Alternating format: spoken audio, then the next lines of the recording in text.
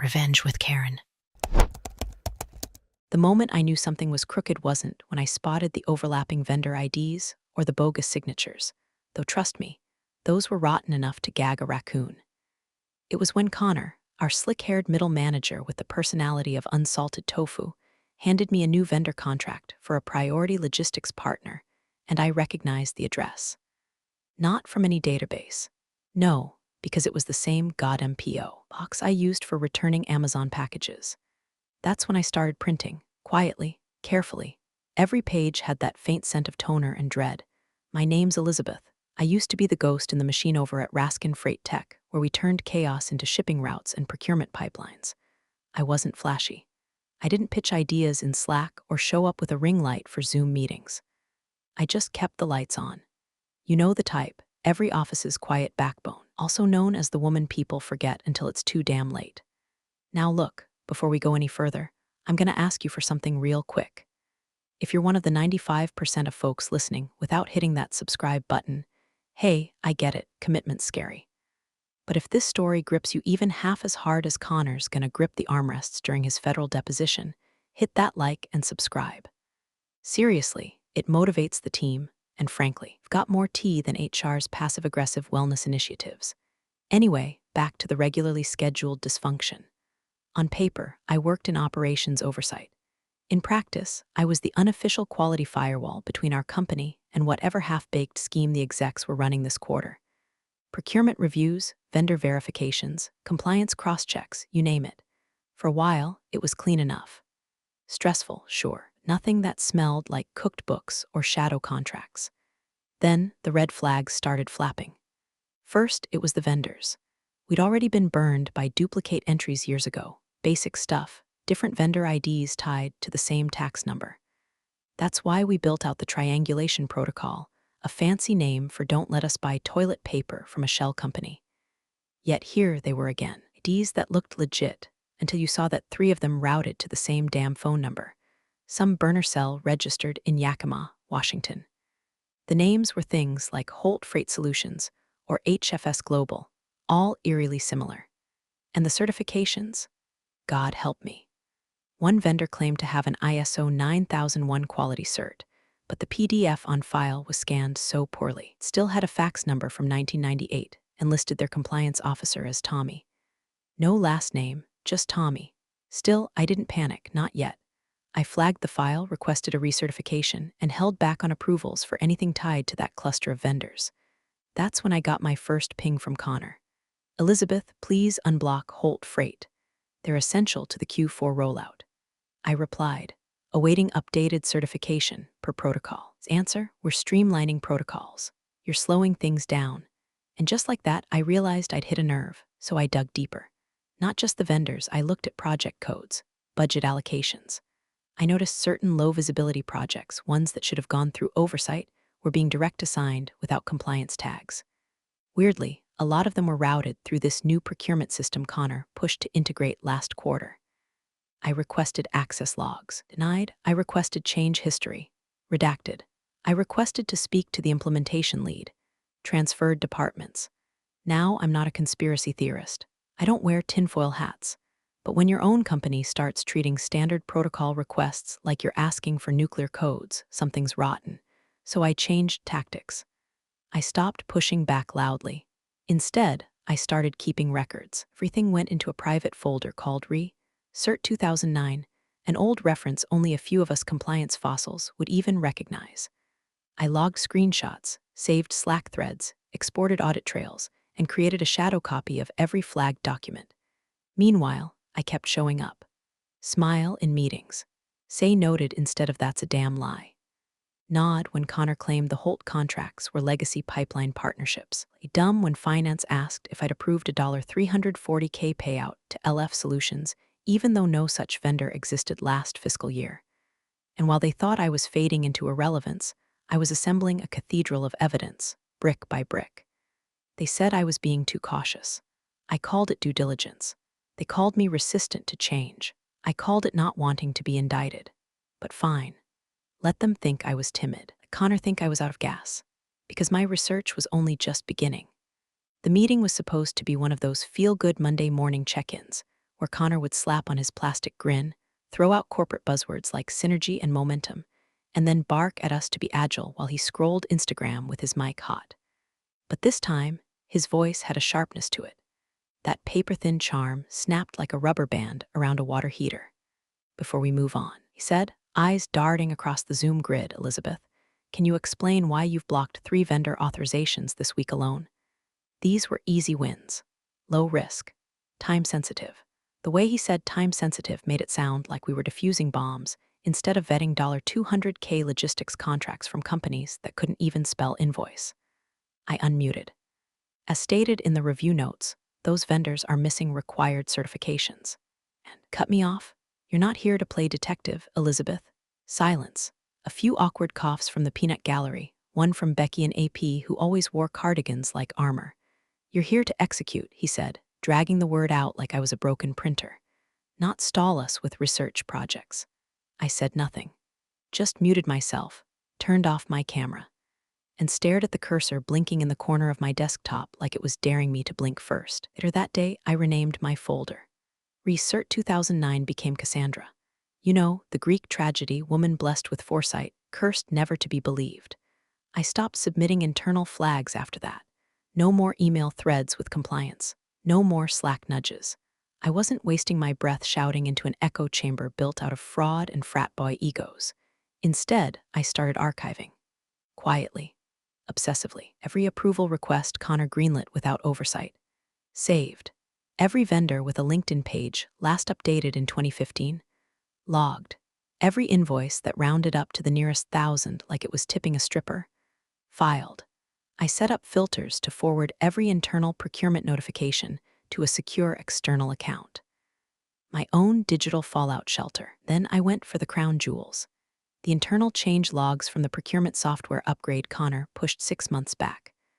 A rushed integration, no beta testing, just flip the switch and hope nothing explodes. I remembered how proud he looked when he told the team, "Now we can auto-approve low-tier vendors without bottlenecks." What he didn't realize was that the approval thresholds he set up had 0 audit trails. Once a vendor was tagged priority, the system skipped certification checks altogether. And guess who had been given full authority to assign that label? Connor. Just Connor. Now here's the kicker. Half of those vendors had matching bank routing numbers. You don't need a PhD in fraud detection to know that's not a coincidence. But I wasn't ready to drop the hammer. Not yet. I needed a smoking gun, so I reached out to an old friend. Julia used to work in vendor risk before the last round of layoffs. She answered on the second ring, still bitter, still sharp.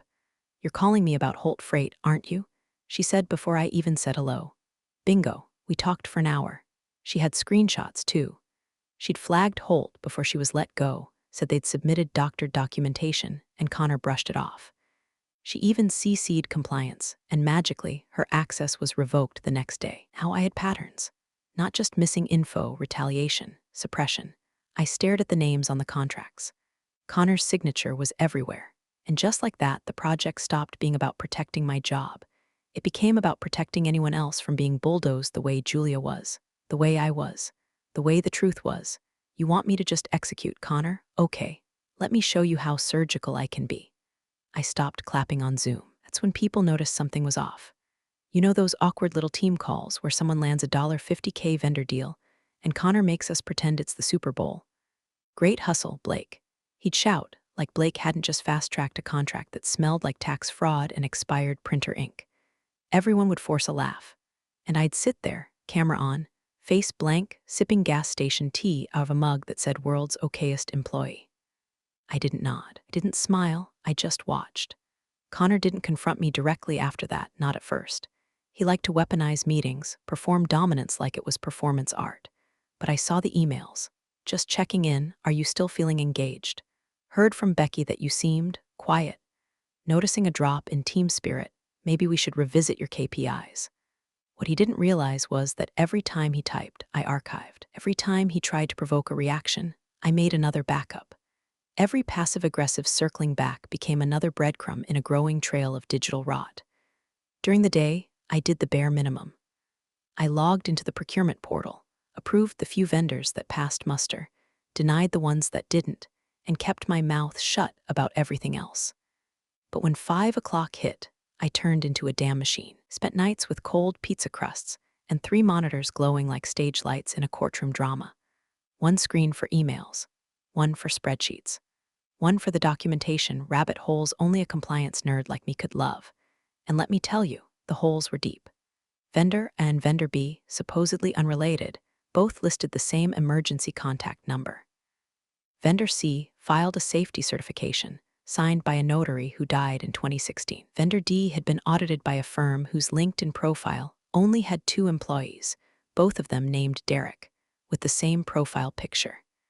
It was like peeling wallpaper in a haunted house, every layer worse than the last. And through it all, I kept growing the folder. Cassandra lived on an encrypted external drive, backed up to a secure vault in my personal cloud with 2-factor authentication and a hidden failsafe that would delete everything if anyone tried to tamper with it. But the real jewel? Cert 2009. A little digital Easter egg hidden inside the Cassandra folder. Just one file, no subfolders, labeled after a clause in the old compliance manual that no one under 40 had ever read. Back when I first started, we used to joke about it. If all else fails, invoke Cert 2009. It was a procedural relic meant to preserve whistleblower integrity during procurement audits. Buried deep in the old onboarding PDFs, long since replaced by flashier, less robust systems. But here's the thing. It was never removed, just forgotten. And according to Cert 2009, any internal report cross-referencing procurement chains with proof of bad faith oversight sent to state regulators with timestamped logs was considered protected material, not admissible to internal suppression, not subject to dismissal, which meant the moment I hit send, they couldn't erase it, couldn't bury it in pending reviews or pass it off as a disgruntled employee tantrum. But I wasn't ready yet. The report had to be airtight, no holes, no ambiguity, so I kept going. Started mapping connections between Connor's pet vendors and a mysterious consulting firm called Blue Prairie Logistics Solutions. Sounded fake because it was fake. Their website? Stock photos and lorem ipsum filler text. Their listed clients? Non-existent. Their bank account? Shared with Holt Freight. The kicker? One of our former interns, fresh out of college, was now director of strategy at Blue Prairie. How convenient. By now, I was pulling phone logs. Not wiretaps, just timestamps. Who called who, when, for how long. Vendor submissions were often followed by calls to Connor's office line. The same 3-4 numbers kept popping up. It wasn't just sloppiness. It was a network. A pipeline of falsified vendors routed through dummy companies, greenlit by Connor, and rubber-stamped through our automated procurement system. Every node of it wrapped in just enough plausible deniability to confuse anyone not looking closely. But I was looking, and I wasn't blinking. One night, around 2:30 a.m., I closed Cassandra for the night and walked past the bathroom mirror. I looked like hell. Eyes bloodshot, shoulders hunched. A face so blank even my own reflection didn't recognize me. But behind that exhaustion was something deeper. Resolve. This wasn't rebellion. This was research. And the truth was now a living thing, breathing in my hard drives, ticking like a bomb. They reassigned the Blackridge expansion audit. I didn't even pretend to act surprised. That was my project, months of groundwork, compliance checks, contractor screenings. I'd built the whole damn framework from the bones up, line by line. But when the official notice came through Slack, there it was, plain as printer paper. New primary assigned, Mason. Mason. The intern I once had to remind not to staple vendor W9s upside down. Now, suddenly audit lead, because of course he was. Connor didn't even have the spine to say it out loud. Just sent the announcement like it was a calendar invite and ghosted. Within hours, the whispers started. Elizabeth's stepping back. She's burned out. Connor says she's not aligned with the company vision anymore. I overheard Becky near the coffee machine say, I think she's just tired, like I was some sad spinster of the spreadsheet world, too brittle to keep up with the hustle. Tired, honey. Could have filed a vendor fraud report while sleepwalking and still had time to proofread Mason's sorry excuse for a compliance checklist. But I played it cool. Let the narrative grow legs. Let them think I was fading, because no one's more dangerous than a woman they've already written off. Then came the 1-1. Connor booked it for Friday, 4:30 p.m., classic power move. Late enough to throw off your weekend, but early enough to pretend it was casual. He didn't bother with pleasantries. Just sat down, fiddled with his watch, then said, You've been disengaged. I tilted my head like a confused puppy. Disengaged? You've declined 3 cross-department audits. You missed the stakeholder sync. You're barely responding in Slack. I wasn't aware we had a Slack channel called Make Mason Look Competent.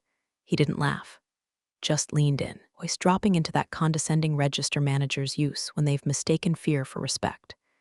You're not here to research, Elizabeth. You're here to execute. Are we clear? My silence was louder than anything I could have said. I just stared at him, not angry, not flinching. Just done. I wanted to say, are we clear? I wanted to say, you wouldn't know execution if it audited your soul. I wanted to say, your clear is about to be subpoenaed. But I said nothing, because some words are too expensive to waste on the wrong ears. I left the meeting, walked to my desk, and opened Cassandra. That night, I didn't sleep. I brewed a pot of coffee that tasted like burnt pencil shavings and rage. And I wrote, not just notes, not just summaries, the executive summary, the real one, the one that would live forever in government records. I laid it all out in legalese that could cut glass. 27 flagged vendor accounts with falsified certifications, 14 directly tied to Connor's approval chain, 6 payments routed through Blue Prairie Logistics Solutions, still no verified EIN, 3 whistleblower suppression attempts via access revocation. Every sentence had a receipt. Every claim had a timestamp. Every dotted I carried the weight of 6 sleepless months, included Julia's redacted testimonial. I attached the CERT 2009 clause as an appendix. I even tracked the change logs in the procurement portal showing when oversight safeguards were deprecated without audit committee approval. You want execution, Connor? I just drafted your damn execution plan. At 3:47 a.m., I encrypted the file, sealed it with a digital signature, uploaded it to 2 separate secure portals, one at the State Regulatory Commission, one at the Federal Office for Contractor Compliance. Didn't hit send, not yet, but the hammer was cocked, the room was quiet, and somewhere in that silence I realized something terrifying. I wasn't tired, I was wide awake, and I'd never been clearer. It was raining. Of course it was. That pathetic kind of office park drizzle that makes even the concrete look ashamed of itself, kind of rain that smells like printer toner and layoffs. Thursday, 3:12 p.m. The day had dragged like a broken mouse cursor, click, freeze, blink. My calendar was mostly blank, save for one last-minute invite that popped up with no subject line and no context. Just meeting room B, 3:15. Mandatory. I already knew. Connor was waiting when I got there, leaning back in one of the chairs like he owned the air. Had that fake relaxed posture managers use when they think they're playing chess, but it's really go fish. On the monitor beside him, a familiar face flickered into focus. Marta from HR, dialing in from whatever beige airbag they stash remote HR when they need plausible deniability. Connor didn't even let her speak. Elizabeth, he said, flipping through a manila folder like it meant something, you've declined 3 critical assignments in the last 6 weeks. That's not a partnership, that's underperformance. I kept my face neutral. Marta added like a disembodied ghost, this isn't disciplinary, it's operational alignment. We're pivoting fast and we need team members who are engaged, proactive, and frankly, flexible. Flexible, that word again. The corporate yoga pose of blame shifting. Connor leaned forward, elbows on the table. We're terminating effective today. Exit interview waived. Receive a transition packet in your inbox. We expect your handoff notes by end of day. I looked down at the table, then at him, then at the glowing rectangle where Marta blinked like a screensaver, and I said it, soft, clear. My research is important, that was it. No begging, no bargaining.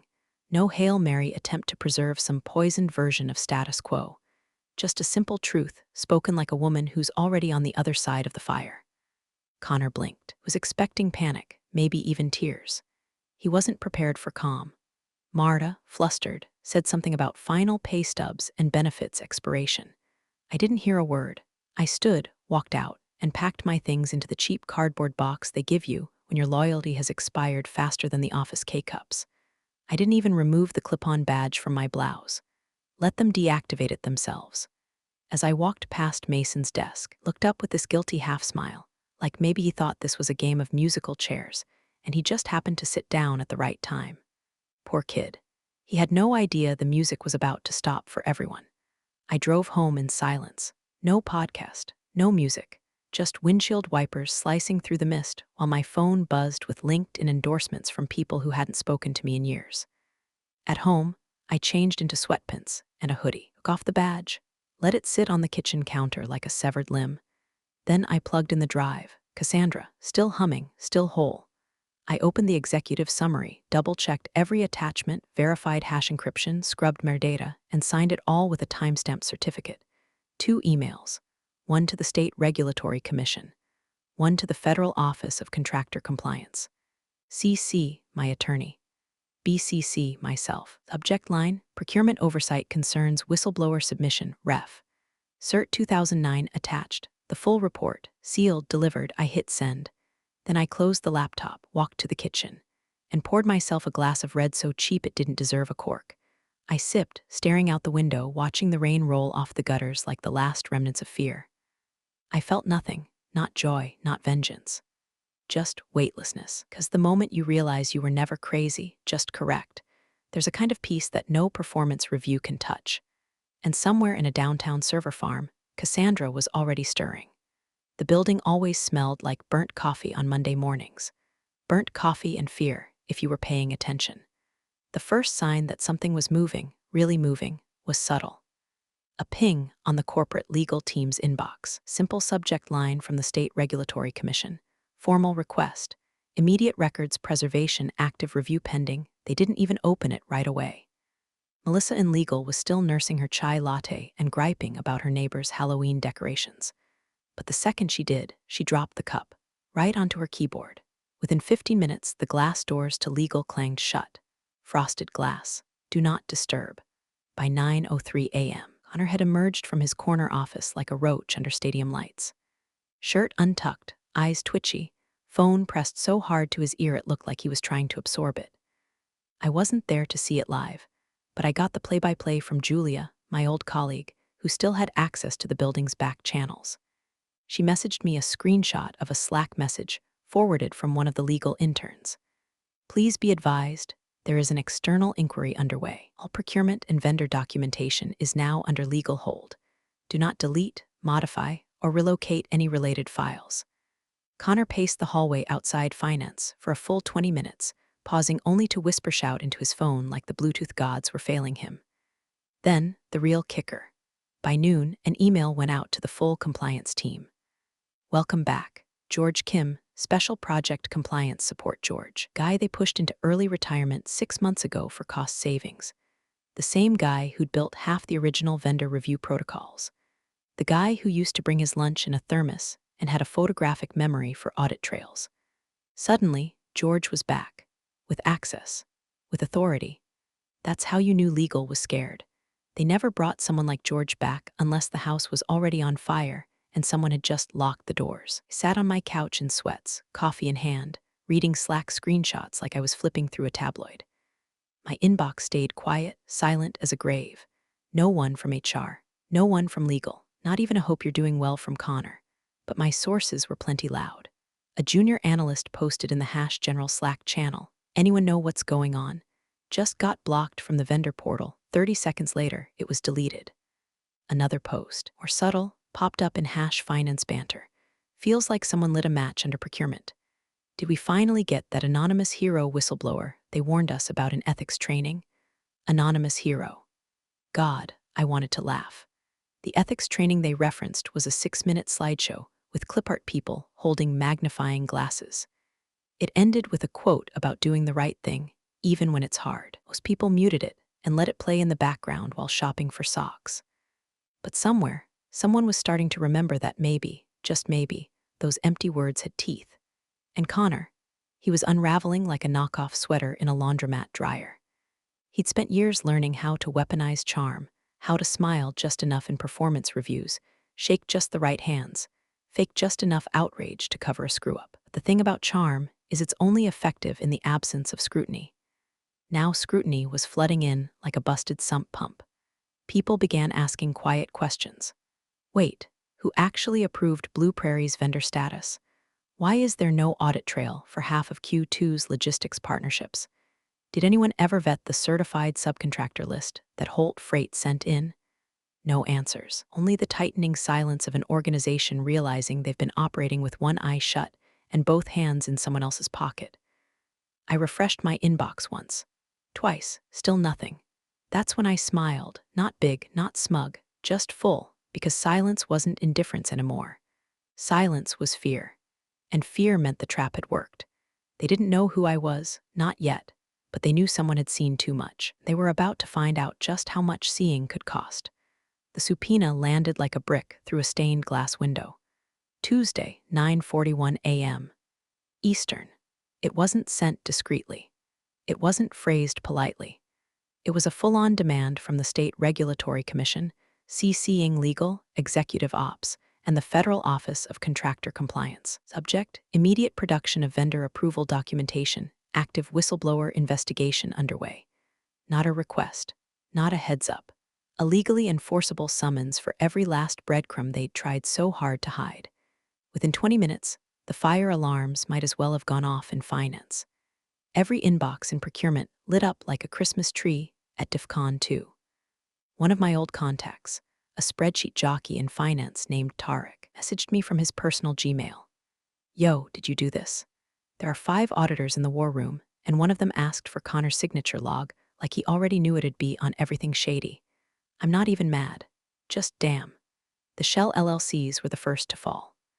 Finance discovered that over the last fiscal year, more than $1.4 million had been funneled to vendors that listed fake office suites, disconnected phone numbers, tax IDs tied to out-of-state holding companies.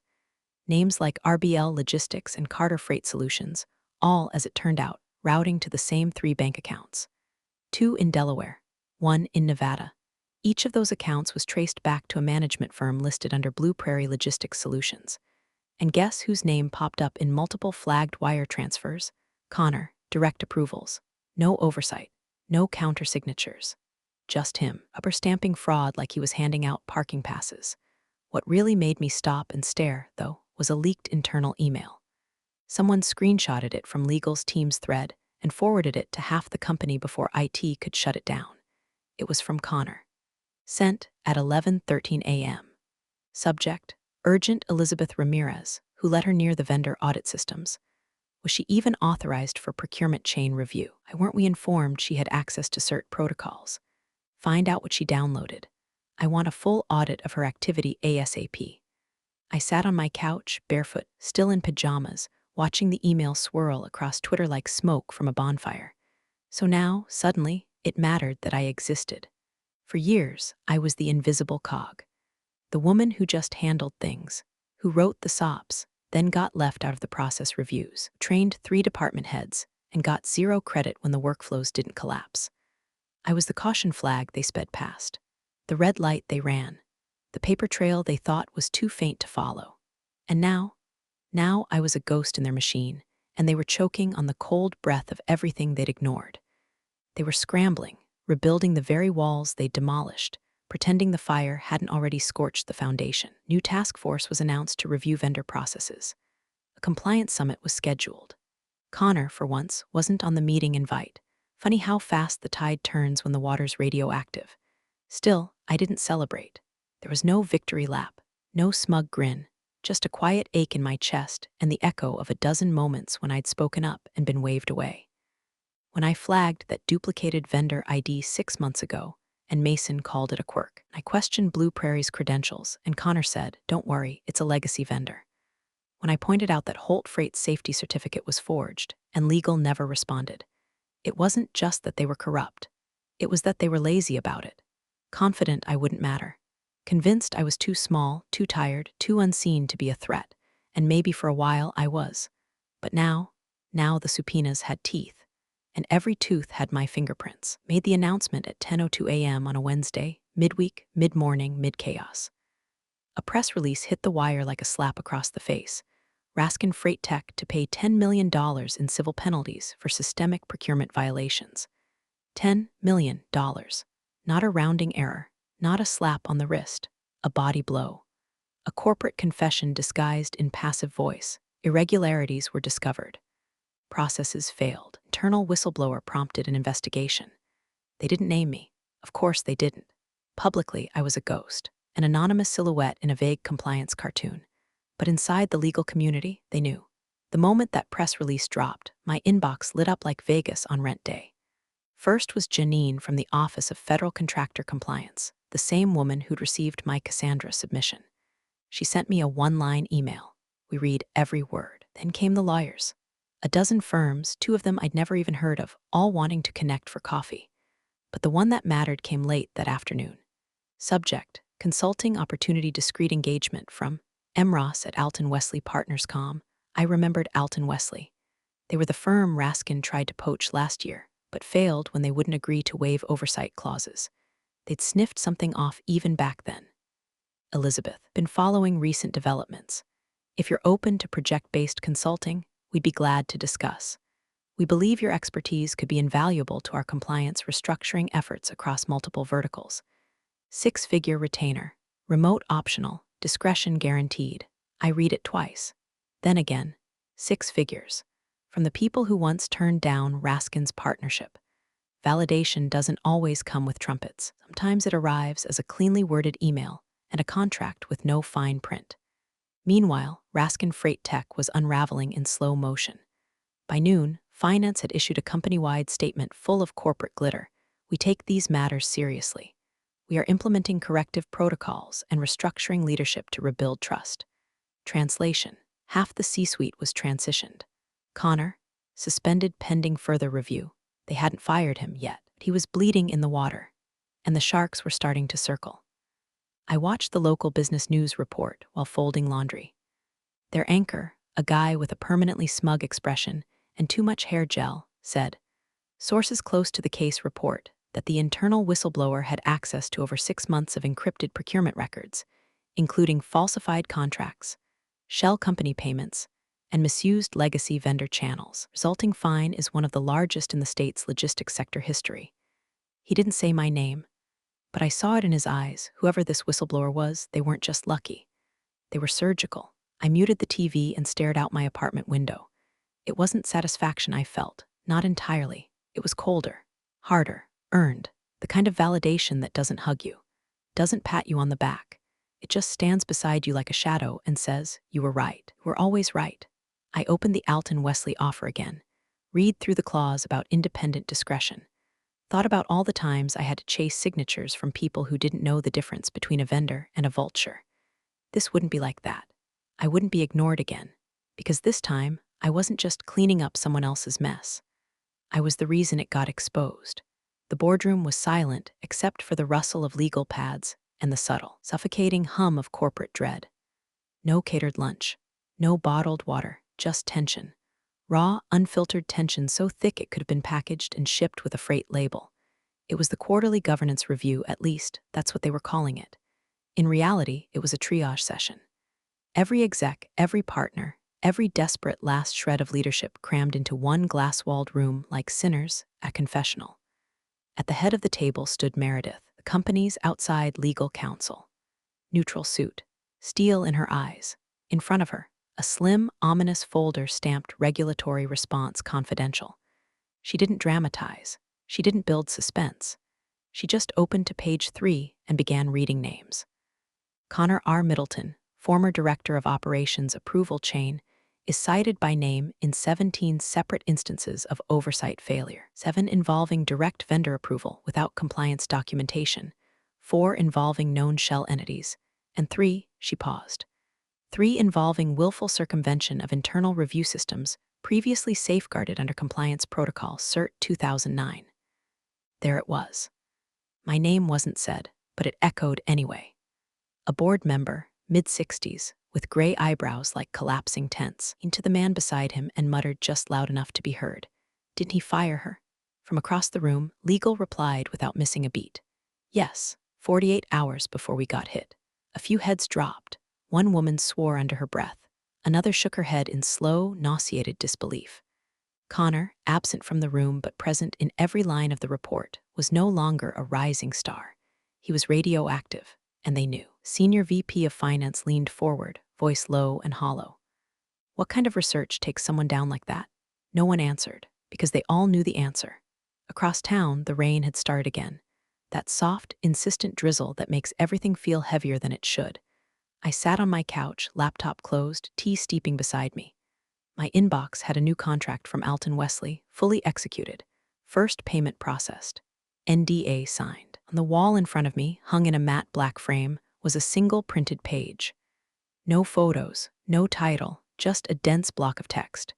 Procurement Compliance Code Certification Clause 2009, the clause they forgot. The one I didn't. I took a sip of my tea. It was still hot. Still bitter. But this time, it tasted like justice. Appreciate you sticking around, you wise old rebels. Smash that subscribe button, or this fossil might just cause another epic fiasco.